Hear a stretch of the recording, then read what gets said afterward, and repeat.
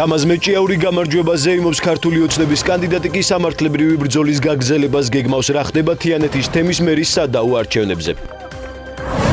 67 საჯარო სკოლის დირექტორი თანამდებობიდან გაათავისუფლეს რა წერია განათლების სამინისტროს აუდიტის დასკვნაში. რა მიმართულებით შეიძლება გაღრმავდეს საქართველო-ისრაელის ურთიერთობა ისრაელში საპარლამენტო დელეგაციის ვიზიტი გრძელდება. რაგბში 2019 წლის მსოფლიო ჩემპიონატის ტრანსლირებას პირველი არხი განახორციელებს საზოგადოებრივი სამეურვეო საბჭომ საკითხს მხარი დაუჭირა. მოგესალმებით, თქვენ უყურებთ მოამბეს 18 საათზე. ჯერ არ არის ცნობილი გასაჩივრდება თუ არა მცხეთის რაიონული სასამართლოს გადაწყვეტილება საოლქო კომისია აპელაციისთვის ზემდგომი ინსტანციისთვის მიმართვას არ გეგმავს. ქართული ოცნების კანდიდატი ლელა ქიტესაშვილი კი სამართლებრივი ბრძოლის გაგრძელებას აპირებს. მას უკვე ჰქონდა კომუნიკაცია მოსარჩენილ მხარესთან და იმედი აქვს, რომ კანონი დადგენილ ვადაში ხვალ 12 საათამდე არასამთავრობო ორგანიზაცია სასამართლოს გადაწყვეტილებას გაასაჩივრებს. თამაზ მეჭიაურმა კი გამარჯვება უკვე აღნიშნა ეს მხარდამჭერებთან ერთად ბულაჩაურის ცენტრში შეიკრიბა და სიმბოლურად სუფრა მანქანის ძრავის საფარზე ეგრეთ წოდებულ კაპოტზე გაშალა. მცხეთის რაიონულმა სასამართლომ დემოკრატიული ინიციატივების საერთაშორისო ცენტრის სარჩელი დღეს ნაწილობრივ დააკმაყოფილა. შესაბამისად ძალაში დარჩა საუბნო კომისიის შემაჯამებელი ოქმი, რომლის მიხედვითაც თამაზ მეჭიაური თიანეთში არჩევნებს ერთი ხმით იგებს. საკითხი სასამართლომ გუშინ განიხილა მოსარჩელე საოლქო კომისიის იმ გადაწყვეტილებას აპროტესტებდა, რომლითაც საუბნო კომისიის მიერ ბათილად ცნობილი ბიულეტენები ქართული ოცნების კანდიდატის სასარგებლოდ ვალიდურად ჩაითვალა. პროცესზე მოწმეებმა განაცხადეს, რომ ბიულეტენებზე არც ერთი კანდიდატი იყო შემოხაზული. სამართლო გამოასწორა ეს შეცდომა და თვითონ ის ფაქტი, რომ არც გუშინ და არც დღეს არ დაესწრო ქართული ოცნების წარმომადგენლობა, ნიშნავს იმას, რომ ქართულმა ოცნებამ აღიარა და გამოასწორა თავის შესაძლებლობა. ოლქმა მიიღო გადაწყვეტილება, რომ გაეხსნა ბათილი ბიულეტენები და ხელახლა გადაეთვალა, ხოლო მეორედ უკვე ბათილ ბიულეტენებში ნაწილი ჩაითვალა ნამდვილად და ამან შედეგები შეცვალა. შესაბამისად, დღევანდელი სასამართლოს გადაწყვეტილებით ეს ორივე განკარგულება ბათილად იქნა ცნობილი, რის საფუძველზეც ძალაში დარჩა შემაჯამებელი ოქმი, რომლის მიხედვითაც მეჭიაურმა მოიპოვა გამარჯვება. საპარლამენტო უმრავლესობის წევრი ზაქარია ქუცნაშვილის განცხადებით მცხეთის რაიონულმა სასამართლომ თიანეთის საარჩევნო ოლქთან დაკავშირებით ორი სარჩელი არ დააკმაყოფილა, რითაც ფაქტიურად ლელა ქიტესაშვილს გამარჯვების შედეგებს პარავენ. პირველ ახთა საუბარში ქუცნაშვილმა სასამართლოს გადაწყვეტილება შეაფასა და აღნიშნა, რომ 19 უბნის მიხედვით ქიტესაშვილმა მეჭიაურს 24 ხმით მოუგო, ხოლო მე-20 უბნის მიხედვით მას 5 ყალბი ბიულეტენი ჩაუდეს, დანარჩენი ხმებით უპირატესობა მოიპოვეს და საერთო ჯამში მეჭიაურს გამარჯვებისთვის +1 ხმა მიანიჭეს. არასამთავრობო ორგანიზაცია მოითხოვდა 4 რამის ბათილობას და აქედან პირველმა ინსტანციამ დაუკმაყოფილა 2 მოთხოვნის ბათილობა და დანარჩენი 2 არ დაუკმაყოფილა, რითაც ფაქტიურად ლელა ქიტესაშვილს პარავენ გამარჯვების შედეგებს. იმიტომ რომ ლელა ქიტესაშვილმა 19 უბნის მიხედვით 24 ხმით მოუგო თამაზ მეჭიაურს, ხოლო ამ მე-20 უბნის მიხედვით 5 ხმა ყალბი ბიულეტენებს ჩაუდეს, დანარჩენი ხმებით უპირატესობა მოიპოვეს და ჯამში 1+1 ხმა დაუსვეს გამარჯვებისთვის. მჟავრდებული დეკანოზის ჯანმრთელობის მდგომარეობა მძიმეა, განცხადება ამის შესახებ ეგრეთ წოდებული მატროსოვის ციხის დატოვების შემდეგ მეუფე დიმიტრიმ გააკეთა. აჭარისა და ლაზეთის მიტროპოლიტის სასჯელახსრულების დაწესებულებაში 2 საათის განმავლობაში იმყოფებოდა. მასთან ერთად პატიმარი მამა რევაზ სიხარულიძე მოინახულა. მეუფე დიმიტრის განმარტებით მჟავრდებული მის წინააღმდეგ საქმის ფალსიფიცირებაზე საუბრობს და აცხადებს, რომ ეგრეთ წოდებული ციანიდის საქმე სწორედ მეუფე დიმიტრის წინააღმდეგ იყო მიმართული. მამა გიორგი არის ისევ იმ თავის აზრზე, რომ ეს იყო შეთქმულება ჩემს წინააღმდეგ. ჩვენ ამაზე საკმაოდ დიდხანს ვისაუბრეთ. მე ვთვლი, რომ ეს იყო შეთქმულება არა მარტო ჩემს წინააღმდეგ, ეკლესიის წინააღმდეგ. და ის ვინც ეს დაგეგმა და ალბათ მომავალში განცხადდება, ვინც ეს ყველაფერი შეთხზა, ის არის ძალიან ბოროტი ადამიანი. თბილისის არჩეული მერი საკრებულოს მომავალი უმრავლესობის წევრებს შეხვდა კახა კალაძემ დეპუტატებს მოქალაქეებთან აქტიური ურთიერთობისკენ და მათი პრობლემების დროული გადაწყვეტისკენ მოუწოდა. მისივე თქმით, ის წელსვე დაიწყებს პროგრამაში გაწერილი 7 პოლიტიკის განხორციელებას, რაც გუნდური მუშაობით და საკრებულოსთან მჭიდრო თანამშრომლობით მოხდება. გარდამავალ პერიოდში კალაძე დაგეგმილი პროექტების განხორციელების მიზნით საერთაშორისო საფინანსო ორგანიზაციებთან და ცენტრალური ხელისუფლების წარმომადგენლებთან გეგმავს შეხვედრებს. თბილისის არჩეული მერი თბილისის მთავრობაში საკადრო ცვლილებებს გეგმავს. 2018 წლის ბიუჯეტი იქნება ბიუჯეტის პროექტზე მუშაობა იქნება ის ერთ-ერთი პირველი, რომელსაც განახორციელებს მერია და საკრებულო შესაბამისად გამომდინარე ვადებიდან და შესაბამისად ეს იქნება ერთ-ერთი პირველი. აუცილებლად იქნება ცვლილებები, აუცილებლად იქნება რეფორმები და ჩვენი ყურადღება იქნება გამახვილებული მხოლოდ და მხოლოდ პროფესიონალიზმზე, კომპეტენციაზე და პატიოსნებაზე. სამუშაო ვიზიტის პარკლებში ისრაელში შეხვედრებს განაგრძობს საქართველოს საპარლამენტო დელეგაცია. ირაკლი კობახიძე ისრაელის პრეზიდენტსა და ქნესეთის თავმჯდომარის შეხვდა. მხარეებმა ორ ქვეყანას შორის არსებულ ისტორიულ და მჭიდრო მეგობრობაზე ისაუბრეს და თანამშრომლობის სხვადასხვა მიმართულებით გაღრმავების პერსპექტივები განიხილეს. საპარლამენტო დელეგაციის ვიზიტს შორიდან ხვიჩია აშუქებს. სულ ცოტა ხნის წინ დასრულდა ირაკლი კობახიძისა და ისრაელის პრეზიდენტის პირისპირ შეხვედრა. ისრაელის პრეზიდენტმა საქართველოს პარლამენტის თავმჯდომარე მიიღო საკუთარ რეზიდენციაში. პირისპირ შეხვედრის განმავლობაში საუბარი შეეხო ორ ქვეყანას შორის საომავლო ურთიერთობების გაღრმავებას. თუმცა ირაკლი კობახიძის დილა დაიწყო ქნესეთიდან, პირველად მას შეხვდა თავისი კოლეგა ქნესეთის თავმჯდომარე. პირისპირ შეხვედრის შემდეგ, კოლეგების შეხვედრის შემდეგ გაიმართა გაფართოებული შეხვედრა, სადაც მხარეებმა ისაუბრეს ასევე როგორც მოსალოდნელი იყო და როგორც დაანონსებული იყო ქვეყნებს შორის საომავლო ურთიერთობებზე და ყურადღება გაამახვილეს იმაზე, რომ საქართველო და ისრაელი ძალიან ახლო მეგობრები არიან. ჩვენ ვამაყობთ ჩვენს ხალხებს შორის 26 საუკუნოვანი ისტორიული კავშირით და სწორედ ეს ქმნის განსაკუთრებულ мотивაციას ჩვენს ქვეყნებს შორის ურთიერთობის, მეგობრობისა და თანამშრომლობის გაძლიერებისთვის. არის ბევრი სფერო, სადაც ჩვენ თანამშრომლობის გაძლიერება შეგვიძლია და უკვე არსებობს მრავალი მიმართულება, სადაც უკვე აქტიურად თანამშრომლობთ. ვიცით, რომ საქართველოს პრემიერ-მინისტრი ეწვია ისრაელს და თქვენს ქვეყანაში ძალიან ნაყოფიერი ვიზიტი ჰქონდა. ეს ჩვენი შეხვედრა ასევე ძალიან მნიშვნელოვანი კონტრიბუციაა ჩვენს ხალხებს შორის თანამშრომლობისა და მეგობრობის გაღრმავებისთვის. ჩვენ გვჯერა საქართველოსა და ისრაელს შორის ძლიერი თანამშრომლობისა და მეგობრობის. ჩვენი მხრიდან мотивაციაა ვიყოთ თქვენი ძლიერი პარტნიორი და ეს არის ჩვენი სტრატეგიული ინტერესიც. დელეგაცია საქართველოს პარლამენტის 11 წევრისგან შედგება, რაც ისრაელის სახელმწიფოსთან თანამშრომლობის ინტერესის დემონსტრირებას ახდენს. ასევე ეს აჩვენებს ქართველი ხალხის სიყვარულს ებრაელი ხალხისა და ისრაელის მიმართ. ჩვენი დელეგაციის შემადგენლობაში არიან საპარლამენტო უმრავლესობისა და უმცირესობის ლიდერებიც. ჩვენ ერთმანეთთან მრავალი წინააღმდეგობა გვაქვს, თუმცა არსებობს საკითხი, რომელზეც ყველა ვთანხმდებით. ეს არის მეგობრობა ისრაელთან. ფიქრობ, რომ ჩვენს ქვეყნებს შორის ურთიერთობა ძლიერი და სტაბილურია. ჩვენი როლია არა იმის ნახვა, რისი გამოსწორებაა საჭირო, არამედ თვალი გავუსწოროთ გამოწვევას. დამატებით, რა შეიძლება გავაკეთოთ, რომ ეს ურთიერთობები კიდევ უფრო უკეთესი გახდეს, რათა გავაგრძელოთ ჩვენი ხალხების სამსახურში ყოფნა ჩვენს ქვეყნებს შორის უკეთესი ურთიერთობების დახმარებით.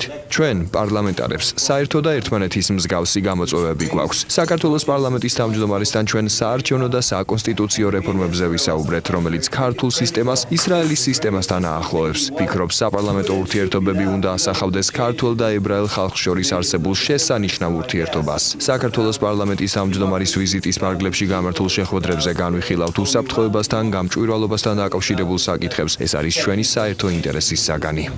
პრეზიდენტთან შეხვედრამდე ირაკლი კობახიძე და დელეგაციის სხვა წევრები ჟურნალისტებთან ერთად დავესწარით ქნესეთში სხდომას, სადაც ქნესეთის თავმჯდომარემ სიტყვა წარმოთქვა საქართველოს შესახებ. რამდენიმე წუთის განმავლობაში საუბრობდა ის საქართველოზე და ხაზგასმით აღნიშნა, რომ ორი ქვეყანა არის მეგობარი ერთმანეთის და მოსალოდნელია სხვადასხვა სფეროში ურთიერთობების კიდევ უფრო გაღრმავება. რამდენიმე სხვა შეხვედრაც გაიმართა დღის განმავლობაში და დაგეგმილია კიდევ სხვა შეხვედრებიც.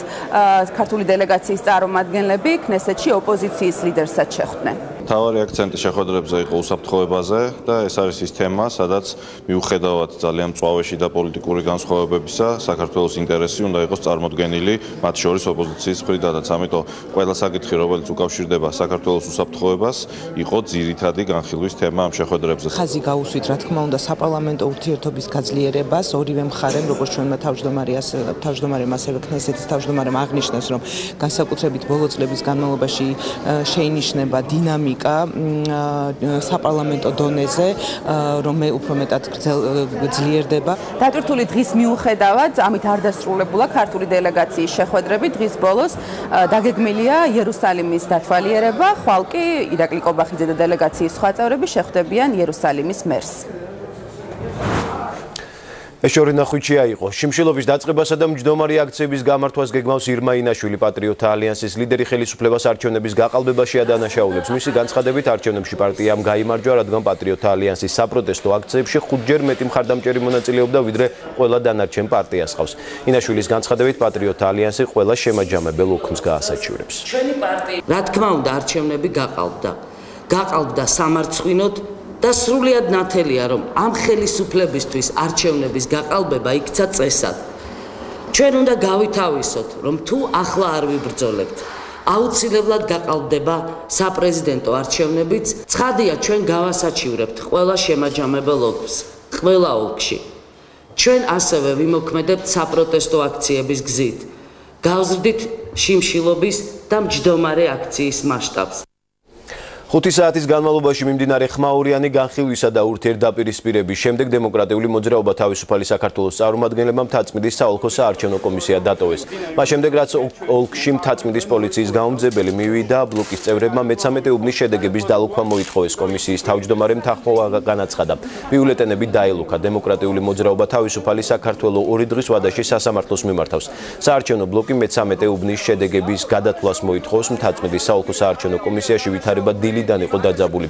ადგილზე საპატრულო პოლიციაც იყო მობილიზებული. დემოკრატიული მოძრაობა თავისუფალი საქართველოს ლიდერები მე-13 უბნის შედეგების გადათვლას ითხოვდნენ და დარბას არ ტოვებდნენ.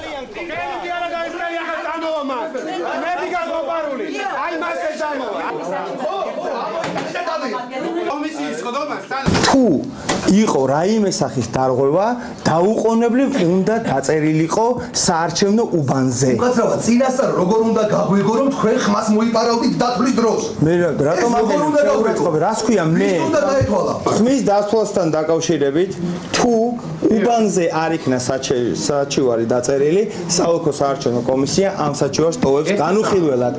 ამან რატომ გავარკვევთ? შენ ახარ ხურდი თუ ჩვენ ვარ ბატუარი? ამან და გატოკეში რატო გეშინო აქ არის თავარი ის სამართლიანად განაწილდეს ის ხმები ვის ხალხები ვის აპარტიებს მაგას ვიტყო შენ არაფერზე ამაზე მნიშვნელოვანი არაფერი არ გაქვს შენა მიყვირი მისდან მიმართული ჩაშლის მცდელობა საარჩევნო კომისიის მუშაობის ჩასწავლება უკაცრავ პრობლემა ხო მოუხსენით რა კომისიამ კატეგორიული უარი განაცხადა მე-13 უბნის გადათვლაზე ვინაიდან ყველამ კარგად ვიცოდით აქ რომ იქ იყო ჩვენთვის მოპარული 15 ხმა ამიტომ ბუნებრივია ისინი ამ პრეცედენტს ვერ დაუშვებდნენ. ამიტომ მას შემდეგ რაც მთაწმინდის პოლიცია გამოვიძახეთ, ერთადერთი რასაც მივახციეთ არის ის რომ დაილუქა ეს ბიულეტენები, ხელახლა რომ ხელახალი გადათვლის შემთხვევაში თუ კი ასეთ გადაწყვეტილებას მიიღებს სასამართლო, მათ ვერ მოახდინონ манипуლირება. ჩვენ პარტიას არჩევნებში მიღებული აქვს ჩვენს ბლოკს არა 3%, არამედ 10-12%. აღნიშნული საჩივარი არის განუხილველი, შესაბამისად კანონიერ ვადაში ჩავარდება განკარგულების ასლი და აქედან გამომდინარე მათ სრული უფლება აქვთ მისი არ დათანხმების შემთხვევაში მიმართონ შესაბამის ორგანოებს. საქართველოს მასშტაბით არჩევნების გაყალბებაზე საუბრობს ნინო ბურჯანაძე, დემოკრატიული მოძრაობის ლიდერი. ხელისუფლებას საარჩევნო უბნების გახსნისკენ მოუწოდებს. ბურჯანაძის თქმით, მთაწმინდის საარჩევნო უბანზე მომხდარი შემთხვევა გაყალბებებს ადასტურებს. პარტიას მხარი 15 ადამიანმა დაუჭირა, თუმცა ოქმის მიხედვით მათ კანდიდატს და პარტიას გრაფაში 0 ხმა ჩაუწერეს. ვის იგდებთ მასხრად? შეიძლება საზოგადოება მასხრად დაიგდო, შეიძლება ქვეყანა მასხრად დაიგდო და გაყალბებული, манипуლირებული 120.000 მოსყიდული კოორდინატორით და ფულგადახდილი კოორდინატორით ჩატარებული არჩევნები თავისუფალ და დემოკრატიულ არჩევნებად გამოაცხადო? არ გაგივათ ბატონებო, ეს არჩევნები თქვენ უკვე თავზე დაგემხოთ. 77 საჯარო სკოლის დირექტორი განათლების სამინისტრომ თანამდებობიდან გაათავისუფლა უწყებამ გადაწყვეტილება შიდა აუდიტის დასკვნის საფუძველზე მიიღო. მარიამ თავართხილაძის გათავისუფლებას ოვაციებით შეხვდა მოსწავლეებისა და მასწავლებლების ნაწილი. გაურკვეველია, რას აპირებს დირექტორი, მას გეგმებზე დღეს არ უსაუბრია. მისმა მხარდამჭერმა მშობლების ნაწილმა კი განათლების სამინისტროში შეხვედრა გამართეს. ისინი აქციების გამართვას არ გამორიცხავენ. ქიმიის მასწავლებლის მხარდამჭერები კი სკოლაში დოდო კეზუას დაბრუნებას კვლავ მოითხოვენ. რომ არ დამაბრუნოს სკოლაში, მე მაინც კმაყოფილი ვარ, რომ ასეთი არაადეკვატური, ასეთი არაკომპეტენტური, ასეთი ცრუყალბი დირექტორი მოიცილეს სკოლიდან. ჩვენმა დირექტორმა დატოვა თანამდებობა, რასაც ძალიან მივესალმები სკოლას მინდა უსწორო სამართლიანი დირექტორის მოსვლა. ჩვენ კი განვაგრძობთ აქციებს, მაგრამ სანამ დოდო მასწავლებელი არ დაუბრუნდება განკუთვნილ ადგილს. ამას მოყვება ძალიან ცუდი საპროტესტო აქციები. ანუ მხარდაჭერას აპირებ, რა თქმა უნდა. არა ძალადობა, სამინისტრომ თუ ეს გადაწყვეტილება მიიღო, სამინისტრომ წაახალისა ძალადობა და ჩვენ ვგნობთ ძალადობას. რატომ უფასურდება ლარი ეს კვლავ განხილვის საგანია ბოლო 2 დღეში ეროვნული ვალუტა ამერიკულ დოლართან მიმართებით 4 თეთრით გაუფასურდა უმრავლესობა სავალუტო რყევებთან დაკავშირებით პასუხებს ეროვნული ბანკის განითხოვს ცენტრალური ბანკი კი ლარის გაუფასურების მიზეზებზე კომენტარს არ აკეთებს. ყობა გვენეტაძემ ვალუტის კურსთან დაკავშირებით დასმულ შეკითხვაზე განაცხადა რომ სხვა ქვეყნის ცენტრალური ბანკების მსგავსად ეროვნული ვალუტის მოკლევადიან რყევებზე საქართველოს ეროვნული ბანკიც განმარტებებს აღარ გააკეთებს. როდესაც მოკლევადაში ხდება სწორედ აი ეს ცვლილებები, ამაზე სწორედ არის ეროვნული ბანკი როგორც მის შერბილებაზე, ასევე ინფორმაციის მიწოდებაზე, თუ რა ხდება ქვეყანაში მასთან დაკავშირებით. ის არის ერთადერთი უწყება, რომელსაც გააჩნია სრულყოფილი ინფორმაცია ამასთან დაკავშირებით. მე ნამდვილად ვიცი, რომ ეს არ არის დაკავშირებული პოლიტიკურ თემებთან, ნამდვილად ვიცი, რომ არ არის დაკავშირებული არჩევნებთან, ნამდვილად ვიცი, რომ არ არის დაკავშირებული ეკონომიკურ პარამეტრებთან და სწორედ ამიტომ ვსვამ კითხვას, რომ მქონოდა რაიმე მოსაზრება, ამას გავაჟღერებდი კიდევ. დღესაც ბაზარზე მიმდინარეობს ჩვეულებრივი პროცესი. ანუ იქნება პერიოდი, როდესაც ლარი იქნება სტაბილური, რომელიმე ვალუტის მიმართ, იქნება პერიოდი, როდესაც ლარი გაუფასურდება, იქნება პერიოდი, როდესაც ლარი გამყარდება. ისევე როგორც სხვა ქვეყნის ცენტრალური ბანკები, საქართველოს ეროვნული ბანკი ეროვნული ვალუტის მოკლევადიან რყევებზე კომენტარს არ აკეთებს და არ გააკეთებს. ლეიბორისტული პარტიის ლიდერის პროგნოზით ლარის კურსის ვარდნა კვლავ მოსალოდნელია. შალვა ნათელაშვილი ამბობს, რომ ლარის გაუფასურებას გავლენა ექნება კომუნალურ გადასახადებზე. კურსის ვარდნის მიზეზად შალვა ნათელაშვილი თვითმმართველობის არჩევნების პერიოდში ბანკირებთან გამარჯვებული პარტიების გარიგებას ასახავს. მოიმატებს ბენზინის, საწვავის, საკვები პროდუქტების ფასი და სამწუხაროდ პირველი შემთხვევა, როდესაც მე სიტუაციიდან რაიმე გამოსავლის რეცეპტი არ გამაჩნია. საკონსტიტუციო სასამართლოს პირველმა კოლეგიამ არაკონსტიტუციურად ცნო საქართველოს მთავრობის 2013 წლის ის დადგენილება, რომლის მიხედვითაც საყოველთაო ჯანდაცვის პროგრამით სრულყოფილად სარგებლობის უფლება მხოლოდ იმ პირებს ჰქონდათ, რომლებმაც 2013 წლამდე სხვადასხვა მიზეზით დაკარგეს სამსახური და შეუწყდათ კონტრაქტი კერძო სადაზღვეო კომპანიებთან. 2013 წლის 1 ივნისიდან დღემდე მოქალაქეების ნაწილი ამ დადგენილების გამო საყოველთაო ჯანდაცვის პროგრამით ვერ სარგებლობდნენ. მერაბ წულუკიძე დეტალებით. საქართველოს ორმა მოქალაქემ მოუგო მთავრობას საკონსტიტუციო დავა, რამდენიმე წუთის წინ გამოაცხადა საკონსტიტუციო სასამართლოს პირველმა კოლეგიამ გადაწყვეტილება, რომლის მიხედვითაც დაკმაყოფილდა მოქალაქეთა სარჩელი მთავრობის წინააღმდეგ. სარჩელი ეხებოდა საყოველთაო ჯანდაცვის პროგრამით სარგებლობის ზოგიერთ ღონისძიებას, რომლის შესახებ დადგენილება მთავრობამ 2013 წელს გამოაცხადა. ამ დადგენილების მიხედვით საყოველთაო ჯანდაცვის პროგრამით სრულყოფილად სარგებლობის საშუალება ჰქონდათ იმ მოქალაქეებს, რომლებსაც სამსახურის დაკარგვის ან სხვა მიზეზის გამო კერძო სადაზღვეო კონტრაქტი შეუწყდათ 2013 წლის 1 ივლისამდე, თუმცა ამ შეღავათით ვერ სარგებლობდნენ მოქალაქეები, რომლებიც ანალოგიურ მდგომარეობაში აღმოჩნდნენ 2013 წლის 1 ივლისის შემდეგ. სასამართლომ მიიჩნია, რომ ეს დამოკიდებულება არის დისკრიმინაციული და სადაო ნორმა ეწინააღმდეგება კონსტიტუციის მე-14 მუხლს. დაკმაყოფილდეს და არაკონსტიტუციურად იქნეს ცნობილი საქართველოს კონსტიტუციის მე-14 მუხლთან მიმართებით.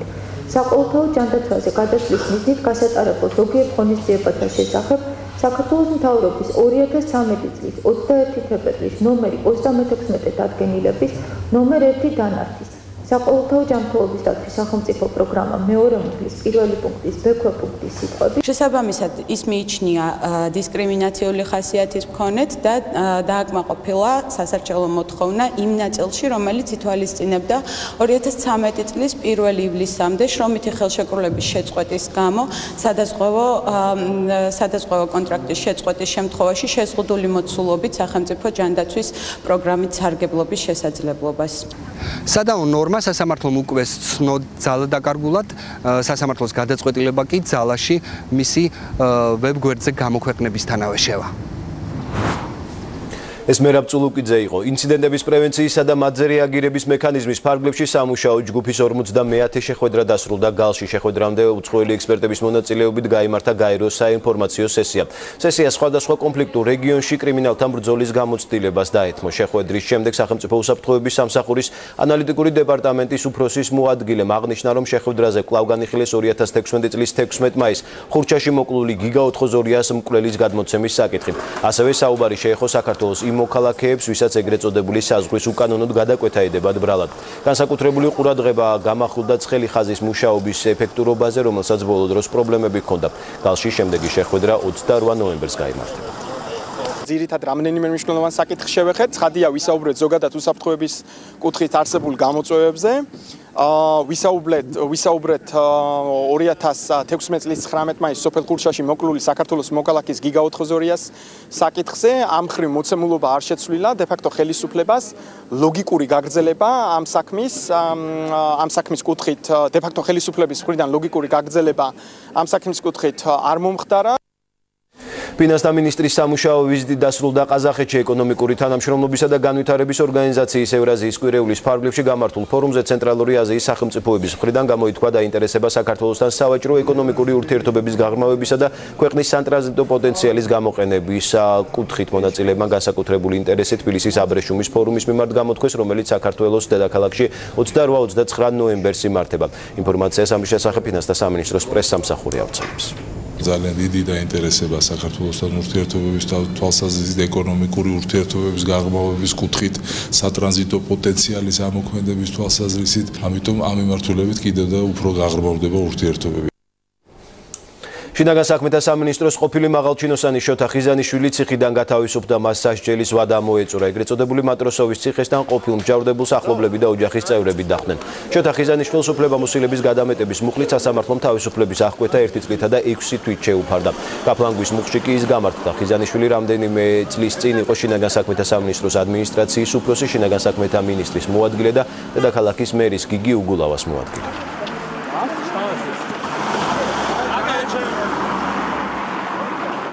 საერთაშორისო გამჭვირვალობა საქართველოს და ადამიანის უფლებების სწავლებისა და მონიტორინგის ცენტრმა საჯარო დისკუსია გამართეს თემაზე რეფორმის პერსპექტივები უსაფრთხოების სექტორში. დისკუსიის მიზანია ხელი შეუწყოს 2015 წლის შემდეგ შექმნილი ახალი სამართლებრივი მოცემულობის შეფასებასა და გამოიყოს ის სფეროები, რომლის დროული რეფორმირების აუცილებლობაზე ხელისუფლება და სამოქალაქო სექტორის წარმომადგენლები თანხმდებიან. დისკუსიის განმავლობაში ყურადღება გამახვილდა საპარლამენტო კონტროლის გაზრდაზე და დემოკრატიული კონტროლის მექანიზმების გაძლიერებაზე.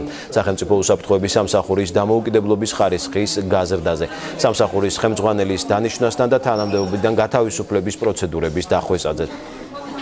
ძალიან მნიშვნელოვანია, რომ სტრუქტურა, სადაც თავმოყრილია უამრავი პერსონალური მონაცემი, ქონდეს ეფექტური ზედამხედველობის მექანიზმი და პირველ რიგში, რა თქმა უნდა, ეს როლი და ეს ფუნქცია საქართველოს პარლამენტმა უნდა იკისროს. 2015 წელს განხორციელებული მნიშვნელოვანი რეფორმის შემდგომ იყო ერთგვარი პოლიტიკური განაცხადი გაკეთებული, რომ უსაფრთხოების სისტემაში რეფორმები გაგრძელდებოდა და ამ დისკუსიის მიზანი სწორედ ის არის, რომ ჩვენ ვნახოთ, სად იკვეთება სამოქალაქო სექტორის წარმომადგენლების და ხელისუფლების წარმომადგენლების პოზიციები რეფორმის საჭიროებებზე და მიმართულებებზე. რაც შეეხება კონკრეტულ ძალოვან სტრუქტურებს, აქ გარკვეული რამდენიმე მნიშვნელოვანი ნაბიჯი გადაიდგა უკვე, მათ შორის კონსტიტუციის ფარგლებში თქვენ იცით, რომ პროკურატურა არის სრულიად გასული აღმასრულებელი შტოდან და წარმოადგენს სრულიად დამოუკიდებელ კონსტიტუციურ ორგანოს. გაეროს ქალთა ორგანიზაციის მხარდაჭერით ოჯახური დანაშაულის თემაზე კონფერენცია გაიმართა მთავარ პროკურატურაში. პროკურატურამ ოჯახური დანაშაულისა და ქალთა მიმართ ჩადენილი მკვლელობების ანალიზი წარადგინა. მონაწილეებს მიაწოდეს ინფორმაცია მოძალადეთა მიმართ განხორციელებული სისხლის სამართლის პოლიტიკის, ძალადობასთან ეფექტიანი ბრძოლის მიზნით განხორციელებული აქტივობებისა და პრევენციული ღონისძიებების შესახებ. პროკურატურის ინფორმაციით, ოჯახური დანაშაულის წინააღმდეგ ბრძოლა საქართველოს პროკურატურის 2017-2021 წლების სტრატეგიით ერთ-ერთი პრიორიტეტული მიმართულებაა.